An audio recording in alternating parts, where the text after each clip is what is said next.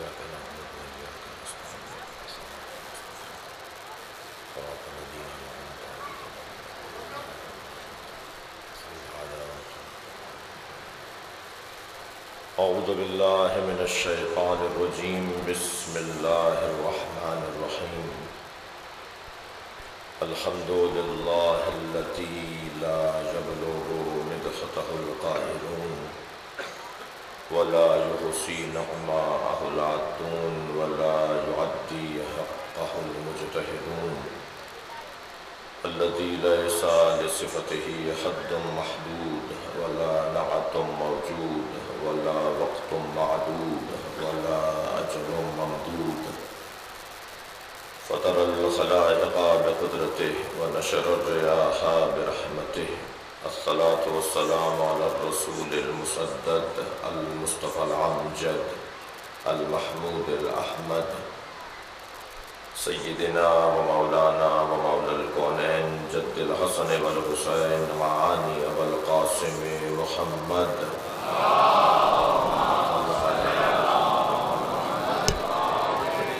وآله الطيبين الطاهرين المعصومين الذين قال الله إنما يريد الله ليذهب عنكم الرجس أهل البيت ويطهركم تطهيرا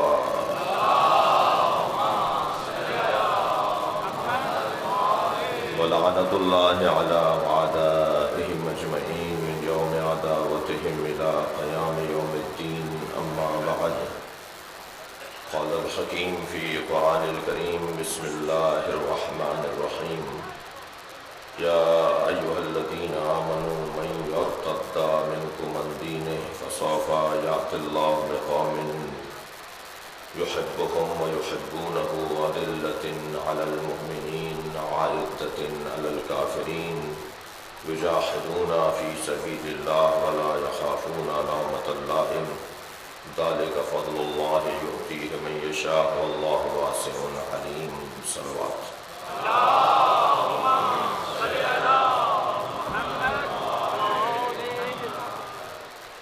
التماس ہے ایک سورہ فاتحہ تلاوت فرما دیجئے والدہ ذکیہ سلطانہ دادی جی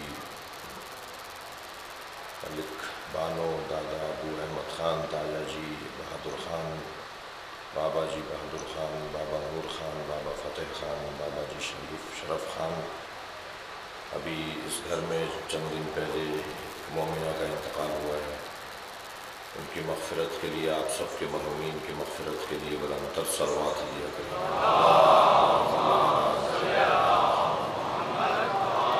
رحم اللہ من قرأ الفاتحہ بسم اللہ الرحمن الرحیم الرحمن الرحیم مالک یوم الدین إياك نعبد وإياك نستعين صراط المستقيم صراط الذين أنعمت عليهم بسم الله الرحمن الرحيم قل هو الله أحد الله الصمد لم يلد ولم يولد ولم يكن له كفوا أحد بسم الله الرحمن الرحيم قل هو الله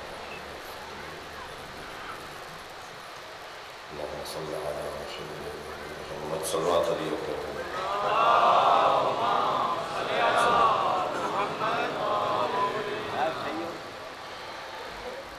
سورہ مبارکہ مائدہ کی 56ویں آیت میں نے آپ کے سامنے پڑھی ہے. یہ آیت بظاہر ایک آیت ہے مگر اس آیت میں 6 پیغام پائے جاتے ہیں. ویسے بھی قرآن کی ہر آیت مکمل قرآن ہے اس لیے کہ ایک آیت کو بھی نکال دیں گے تو قرآن باقی نہیں رہے گا. اس کی حفاظت کی ذمہ داری اللہ نے لی ہے. 2 لوگوں کے حفاظت کی ذمہ داری اللہ نے لی ہے. ایک قرآن کی حفاظت ایک اہل بیت کی حفاظت. اہل بیت کے کردار پر بھی بال برابر کوئی دھبا لا نہیں سکتا اس لیے کہ قرآن نے اعلان یہ کیا ہے کہ رجس ان سے دور رہے گا. رجس میں طاقت و توانائی ہی نہیں ہے جو اہل بیت کے قریب آ سکے.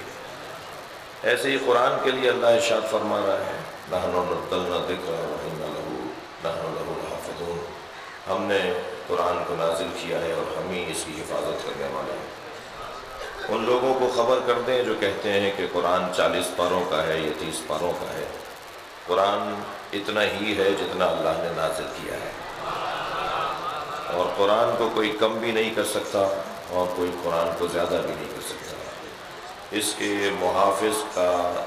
اس کے محافظوں میں سب سے بڑے محافظ کا نام محمد ہے، اور سب سے بڑے محافظ کے بعد دوسرا بڑا محافظ علی ہے، اور یہ ایسے محافظ ہیں کہ اگر سر کٹ بھی جائے تو نیزے کی انھی پہ قرآن پڑھ کر بتاتا ہے کہ قرآن اور اہل بیت میں جدائی ہو نہیں سکتی، اور بچانے والے اگر ہیں تو اتنے مضبوط ہیں، ایسا گھرانہ ہے، ایسی عظمتوں کا عنوان ہے کہ میں اور آپ 1400 سال گزرنے کے بعد اس ذکر کو تازہ اور نیا محسوس کرتے ہیں۔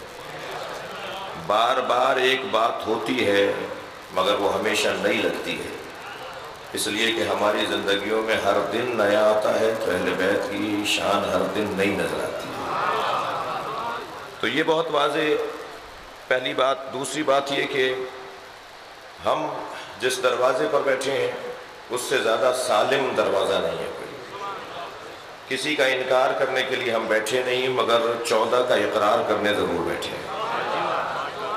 ان کے پیغامات، ان کی طرف سے ہماری رہنمائی، ان کی ہدایت، اور جو کچھ انہوں نے ہمیں بہتر بنانے کے لیے، انسان کو انسان کامل بنانے کے لیے انہوں نے جو کوششیں کی ہیں وہ قربانیاں لازوال ہیں، اور یہ جو لازوال قربانی مولا علی نے دی، پھر مولا امام حسن نے، پھر امام حسین نے، اور پھر ان کے باقی 9 بیٹوں نے جو قربانیاں دیں، ان قربانیوں کے پیچھے اللہ کا ارادہ ہے، لہٰذا یہ یاد ختم ہونے والی نہیں ہے۔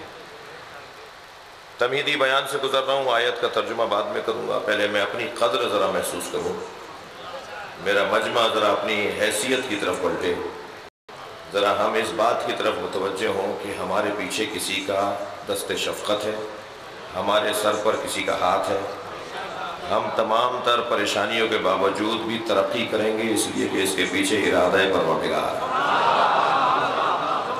ہم تمام مشکلات کے باوجود بھی مطمئن رہیں گے اس لیے کہ ہم صاحب نفس مطمئنہ کے مرید ہیں، اس دروازے پر بیٹھے ہیں کہ جہاں بیٹھنے سے اطمینان ملتا ہے، اضطراب ختم ہوتا ہے۔ ان پریشانیوں میں کتنا لطف ہے، کتنا ذائقہ ہے، اس درد میں کتنا مزہ ہے جو درد بنام حسین مل رہا ہو۔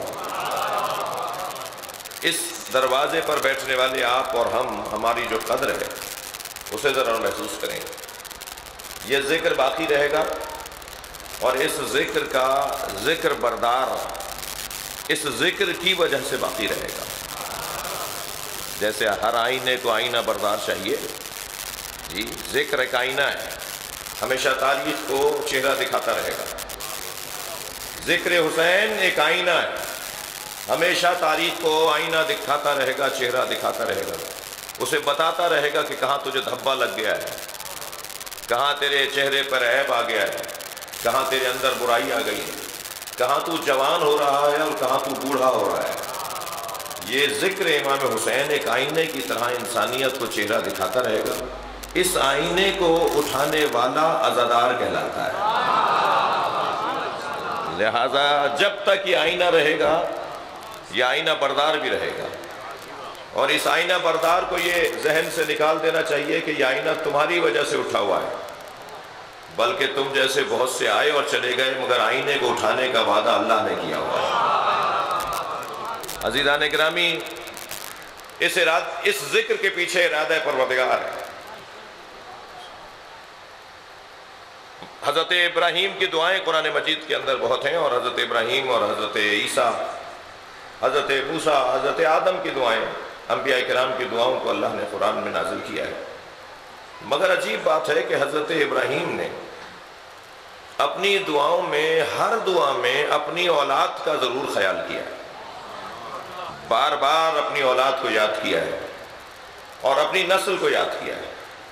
فرماتے ہیں رب ہب لی حکمن والحقنی بالصالحین، یا اللہ فیصلہ میرے حق میں کر دے، حکم میرے حق میں کر دے اور مجھے صالحین میں شمار فرما، وَاجْعَلْ لِي لِسَانَ صِدْقٍ فِي الْآخِرِينَ، اور آخری زمانے میں مجھے سچی زبان عطا فرما۔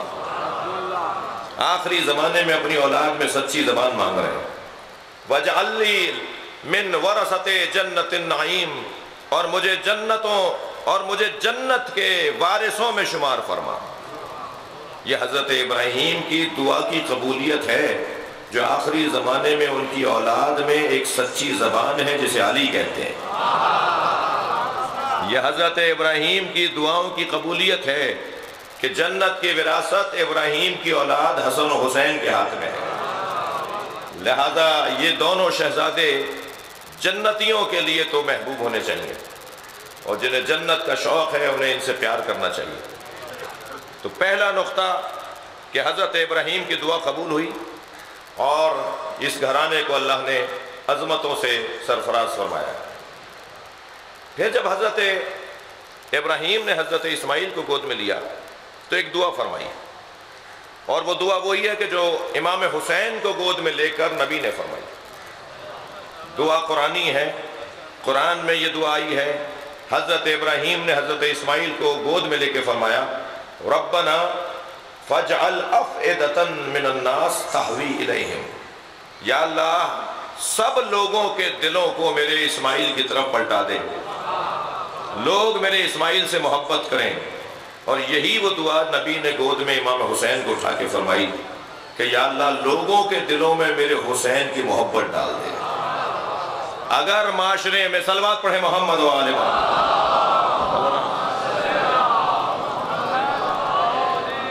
آج امام حسین کی محبت دلوں میں نظر آتی ہے تو اس کے پیچھے نبی کی دعائیں ہیں۔ یہ بات آپ کے پیش نظر ہے کہ حسین کی محبت دلوں میں لانا، اس کے لیے کسی شناختی کارڈ کی ضرورت نہیں ہے۔ دروازے پر کوئی کھڑا پوچھ نہیں رہا کہ اندر آنے والا سنی ہے یا شیعہ، کسی نے یہ نہیں حق رکھتا کہ وہ پوچھے کہ تم ہندو ہو یا مسلمان۔ یہ حسین کا خیمہ ہے، ہر آنے والے حر کے لیے کھلا ہوا ہے، یہ سب کے لیے کھلا ہوا ہے، یہ کسی کے لیے بند نہیں ہے۔ مولا حسین کی محبت دلوں میں اللہ کا ارادہ ہے کہ وہ موجود رہے۔ پھر مصائب نہیں پڑھا مگر اپنی بات کو اور مضبوط بنانے کے لیے ایک جملہ آپ کو ہدیہ کروں۔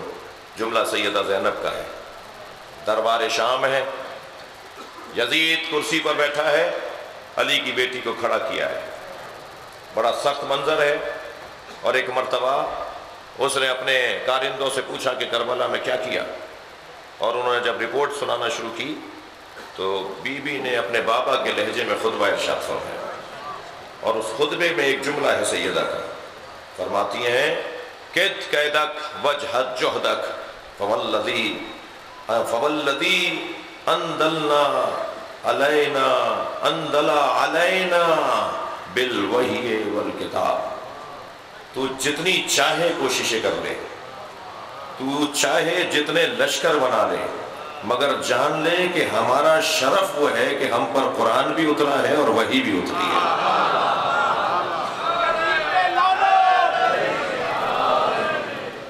یہ عظمتوں کا عنوان ہے، اور ہم اس دروازے پر بیٹھ کر اپنی عزت میں اضافہ کرتے ہیں، کسی پر احسان نہیں کرتے۔ اب اس آیت کا ترجمہ سنیے۔ یہ آیت میں نے آپ کے سامنے اس لیے رکھی کہ آج جمعے کا دن ہے، اور امام کے اصحاب کی صفات، ہم سب کو ایک لشکر میں شامل ہونے کا شوق ہے، اور اس لشکر میں شامل ہونے کے لیے کچھ میرٹ کی ضرورت ہے، کچھ قابلیت کی ضرورت ہے، کچھ اہلیت کی ضرورت ہے۔ طے کرنا ہے کہ کون کتنا قابل ہے تاکہ امام کے لشکر میں بھرتی ہو سکے۔ اور یہ سارے لوگ آئے ہوئے ہیں بھرتی کروانے کے لیے، نام لکھوانے کے لیے، اور نام لکھنے والا اسٹیج سیکرٹری تو ہے نہیں، نام لکھنے والا جبریل امی ہے، اور اس کے رجسٹرڈ کے اندر نام لکھا جائے گا۔ کیا معلوم آج کی مجلس میں سب کے ہی نام لکھ لیے جائیں۔ اب وہ جو نام لکھے جائیں گے ان کے اندر صفات کیا ہونی چاہیے؟ لہذا اللہ ارشاد فرما رہا ہے یا ایھا الذین آمنوا اے صاحبان ایمان، من یرتد منکم عن دینہ، اگر تم میں سے کوئی دین اپنے ہی دین سے پھر گیا، اے صاحبان ایمان تم میں سے کوئی اگر اپنے ہی دین سے پھر گیا تو وہ یہ نہ سمجھے کہ اس کے جانے سے میرا دین بند ہو جائے گا۔ اس کے جانے سے کوئی فرق نہیں پڑے گا، کتنے ہی آئے اور کتنے ہی چلے گئے، کسی کے جانے سے کچھ نہیں ہوا اور کسی کے آنے سے اللہ کی خدائی میں اضافہ نہیں ہوا۔ ارشاد ہوا اگر کوئی دین سے ہاتھ بھی اٹھا لے گا تو سنو، فَسَوْفَ يَأْتِ اللَّهُ بِقَوْمٍ، اللہ ایک اور گروہ کو لے کر آئے گا جس گروہ کی یہ 6 صفتیں ہیں۔ پہلی صفت یحبہم، پہلی صفت یحبہم، اللہ ان سے محبت کرتا ہوگا۔ پہلی صفت یہ ہے کہ اللہ ان سے محبت کرتا ہوگا۔ میں یعقوب صاحب سے محبت کرتا ہوں، یہ مجھ سے کرتے ہیں، یہ تو دعویٰ ہے نا، دلیل کیا ہے؟ اگر کوئی کسی سے بھی کہتے کہ میں آپ سے محبت کرتا ہوں تو یہ تو زبان ہے، دعویٰ ہے، دلیل کیا ہے؟ اللہ ان سے محبت کرتا ہوگا، اس کی دلیل یہ ہے کہ انہیں مارنے کی کوشش کی جائے گی مگر وہ زندہ رہیں گے۔ توجہ بڑھائیں گے آپ بھائی، انہیں پوری دنیا میں تنگ کیا جائے گا، پریشان کیا جائے گا، مگر ان کی عظمت بڑھتی چلی جائے گی۔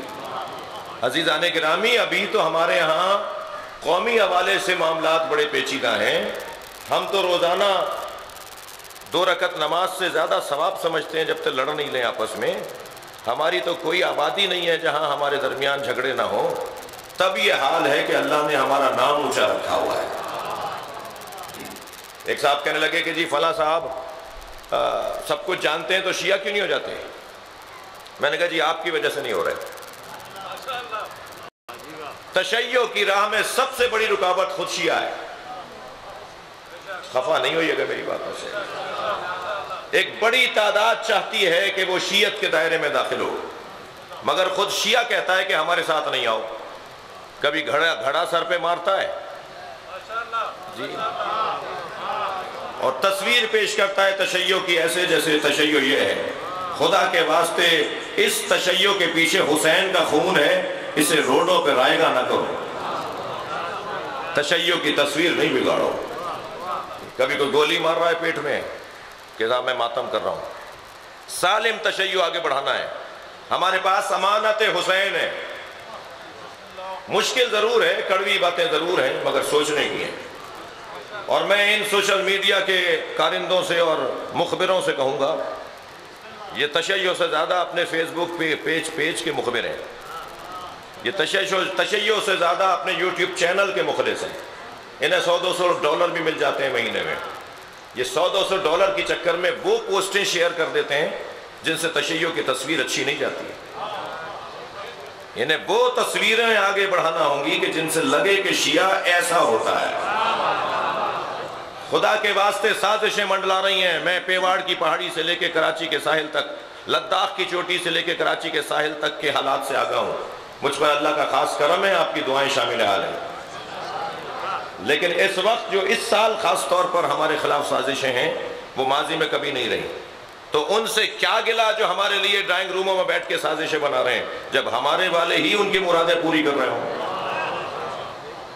تو اگر کہیں ایسا ہو بھی جائے کہ کوئی دوپٹے چڑھائے جا رہے ہیں اور دلہن بنائی جا رہی ہے، یا مثال کے طور پر گھڑا سر پہ مار مار کے ایک نیا ماتم شروع کیا جا رہا ہے، تو اگر کہیں ایسا ہو بھی جائے تو خدا کے واسطے اس کی ویڈیو کو وائرل نہ کرو، اسے وہیں دبا دو، اسے وہیں ختم کر دو، اس لیے کہ اس سے فائدہ کسی کو نہیں ہے۔ اور یہ بات آپ کے ذہن میں ہے کہ ہمارے ہاں ماتم کرنے کے لیے سب خاندانی شیعہ نہیں ہوتے۔ یہ واحد مکتب ہے کہ جس میں کسی کے لیے کوئی پابندی نہیں ہے، جو چاہے کالے کپڑے پہن کے آ جائے۔ تو کیسے کنٹرول کریں گے آپ؟ مشکلات میں۔ 2 بڑے واقعات کا مجھے علم ہے۔ ہمارے جلوسوں میں کالے کپڑے لوگ پہنے ہوئے تھے اور انہوں نے وہاں فساد پھیلایا۔ 6 سال بعد جا کے تحقیق نکلی کہ وہ شیعہ ہی نہیں تھے۔ تو آپ تو بڑی مشکل میں نا، تو آپ کا تو میدان بڑا مشکل ہے، تو اتنا ہی زیادہ ہوشیار ہونے کی بھی ضرورت ہے۔ عزیزان گرامی، پھر میں اپنے جملے کو پلٹا رہا ہوں۔ اللہ ہم سے محبت کرتا ہے، اس سے بڑی کوئی دلیل نہیں ہے کہ اتنا کچھ ہمارے خلاف ہو جس میں ہم خود بھی اپنے خلاف حصہ ڈال رہے ہوں، اس کے باوجود بھی عزاداروں میں اضافہ ہوتا جا رہا ہے۔ اس دروازے پر حسین کے چاہنے والوں مریدوں میں اضافہ ہے۔ ایک صاحب مجھے ملے ایک جہاز میں، کہنے لگے جی آپ کیا ملتا ہے آپ کو حسین کے ذکر سے اور کربلا والوں کے ذکر سے؟ تو میں نے کہا جی اگر کچھ نہیں مل رہا ہوتا تو مجمع کم ہونا چاہیے تھا، مگر مجمع کا بڑھنا بتا رہا ہے کہ یہاں کوئی مٹھاس ضرور ہے۔ اس ذکر میں تاثیر بہت ہے، اس میں ایک کشش ہے، یہ اپنی طرف کھینچتا ہے۔ اللہ نے وعدہ کیا ہے کہ اس کا نام زندہ رہے گا۔ تھک تو نہیں رہے میری باتوں سے؟ توجہ چاہوں گا آپ سے۔ اللہ ہم سے محبت کرتا ہے۔ 50 سال پہلے آسٹریلیا میں امام بارگاہ نہیں تھے، کینیڈا میں جلوس نہیں نکلتا تھا، امریکہ میں روڈ پہ جلوس نہیں آتا تھا، مگر آپ سے اللہ محبت کرتا ہے۔ اتنی مشکلات کے باوجود آپ مسلسل آگے بڑھتے چلے جا رہے ہیں۔ بس ایک واحد بیریئر میری نگاہ میں رہ گیا ہے، وہ ہماری خود کمزوریاں ہیں۔ وہ ہماری کمزوریاں اگر ہم دور کریں تو وقت نہیں رہا کہ حسین کے نوے بیٹے کا ظہور ہو جائے۔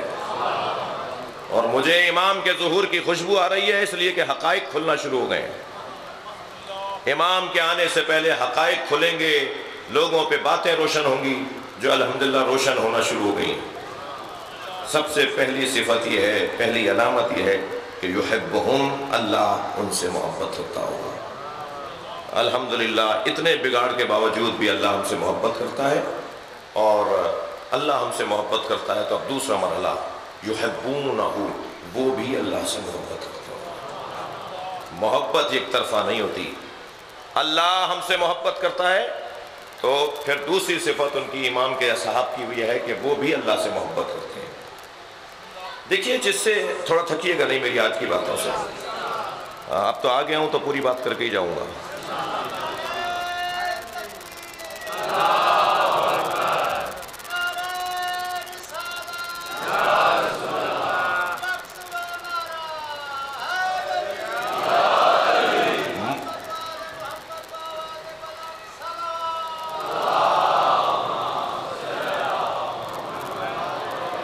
اللہ ان سے محبت کرتا ہے، یہ اللہ جانے اور وہ بندہ جانے، یا کچھ آثار محسوس ہو جاتے ہیں، لیکن وہ اللہ سے محبت کرتے ہیں یہ تو خود بندہ جانتا ہے نا کہ میں محبت کرتا ہوں۔ دیکھیے، اگر آپ کو اور مجھے کسی سے محبت ہو جائے، ہمیں اگر کسی سے محبت ہو جائے تو اس کی وجہ سے اس کے سارے محبوبوں میں بھی دوستی شروع ہو جاتی ہے۔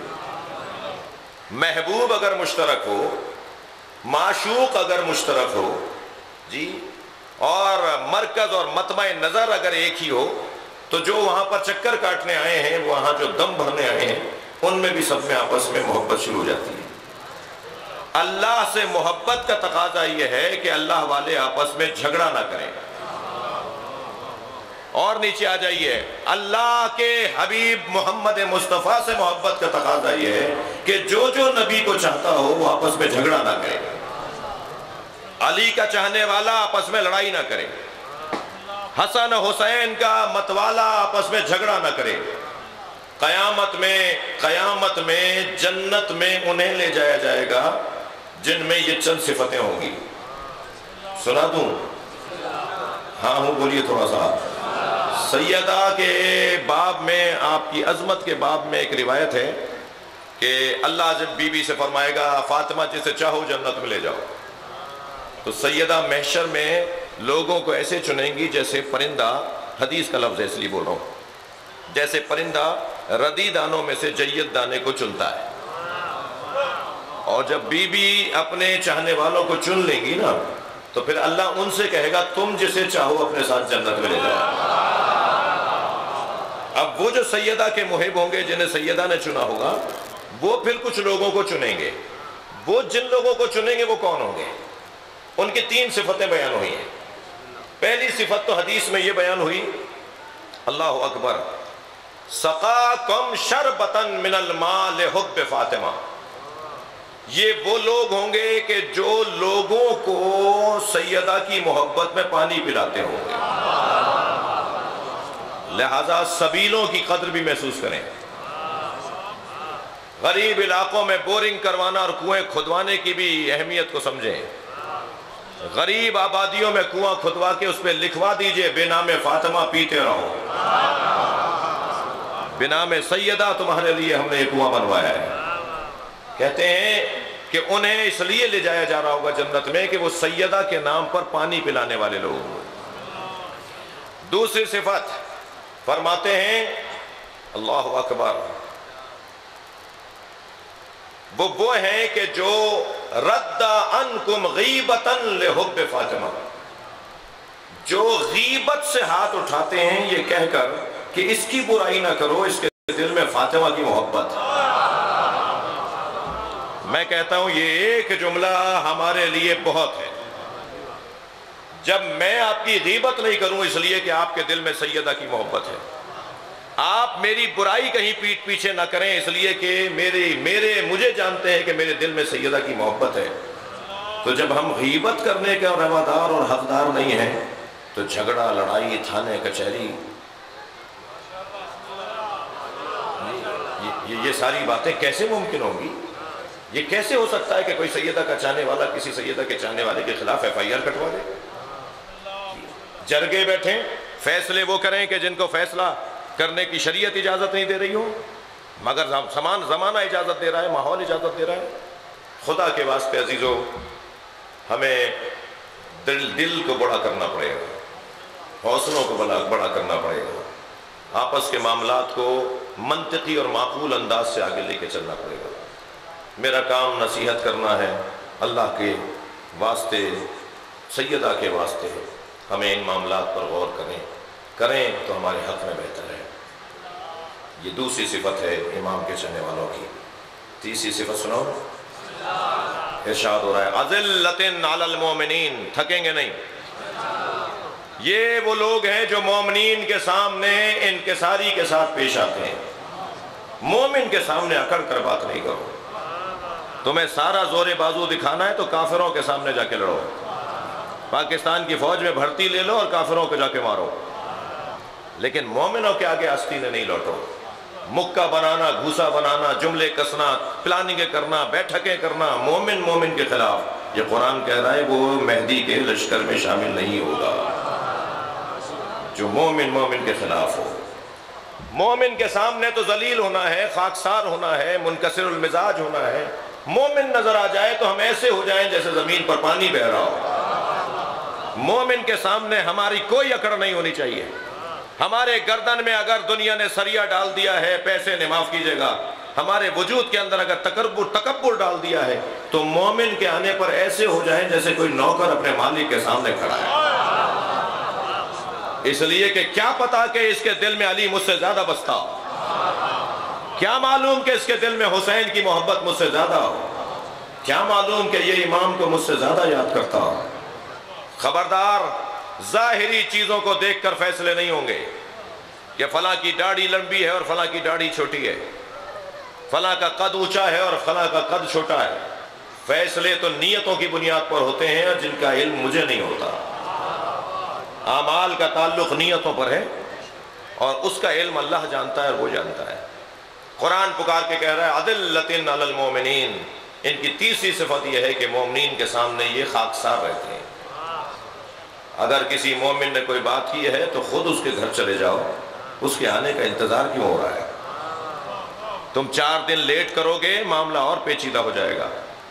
ہمیشہ کنویں کے پانی بن کر کیوں رہیں کہ پیاسے کو کنویں تک آنا پڑے؟ کبھی چشمے کے پانی بھی بن جاؤ، خود بہہ کر چلے جاؤ کسی کے پاس. اپنی ذات کی نفی. میری کڑوی باتوں کو آپ برداشت کیجئے گا. عزیزان گرامی، یہ ساری باتیں پہلے میں اپنے لیے کر رہا ہوں اور پھر کسی اور کے لیے. میرے مولا امام حسین نے جب مکے سے کربلا کا سفر شروع کیا تو جیسے جیسے کربلا نزدیک آ رہی تھی حسین کا مقصد سفر روشن ہوتا جا رہا تھا ساتھ چلنے والوں پر. تو ایک ایسی منزل آئی کہ جہاں حضرت مسلم ابن عقیل کی شہادت کی خبر ملی اور ادھر فرزدق جیسے شاعر نے امام کو رستے میں بتایا کہ کوفے والوں کے دل تو آپ کے ساتھ ہیں مگر تلواریں آپ کے خلاف ہیں. تو امام نے جو خطبہ ارشاد فرمایا اس خطبے کا ایک جملہ اس وقت آپ کو سنانا چاہ رہا ہوں جو میرے مضمون میں ہے. فرماتے ہیں من کانا بادلاً فینا فلیرحل معنا. جو اپنی ذات سے ہاتھ اٹھانے کو تیار ہے وہ مجھ حسین کے ساتھ چلے۔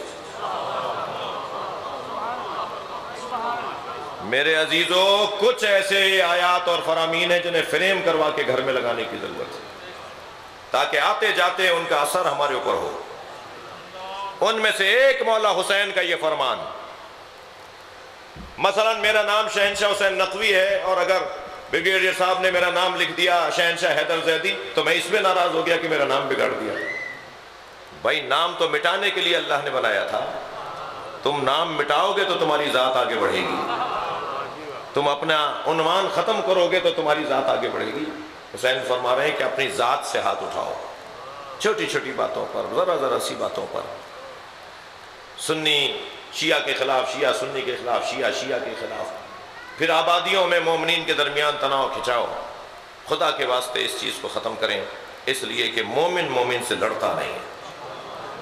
موٹا سا پیغام یہ ہو، جہاں کہیں کوئی مومن مومن سے لڑ رہا ہو تو تیسرا مومن آواز دے کر کہے یا تم مومن نہیں ہو یا وہ مومن نہیں ہے، ورنہ قرآن نے تو بیان کر دیا ہے کہ مومن مومن سے لڑتا نہیں ہے۔ اذلۃ علی المومنین، چوتھی صفت اعزۃ علی الکافرین، خبردار جھکنا عادت نہ بن جائے، مزاج میں نہ آ جائے کہ تم ہر ایک کے آگے جھکتے ہو، جھکنا صرف مومن کے آگے۔ قرآن کہہ رہا ہے کافروں سے اکڑ کر بات کرنا بھی علامت ہے صاحب الزمان کے صحابہ میں۔ اصحاب مہدی کی علامتوں میں سے ایک علامت یہ ہے کہ وہ کافروں سے اکڑ کر بات کرتے ہیں۔